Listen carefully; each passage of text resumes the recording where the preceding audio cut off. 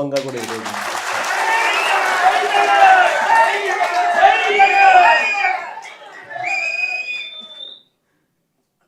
ఇలాంటి పరిస్థితుల మధ్య చూస్తా కన్ను మూసుకొని కన్ను తెరిచేసరికి ఇక సగం టర్మ్ అయిపోయింది.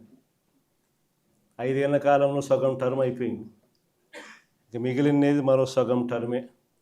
ఈ సగం టర్మ్లో కూడా ఇంకొక సంవత్సరం దాటితే రేపు సంవత్సరం చివరిలోకి వచ్చేసరికి నా పాదయాత్ర కూడా స్టార్ట్ అవుతుంది.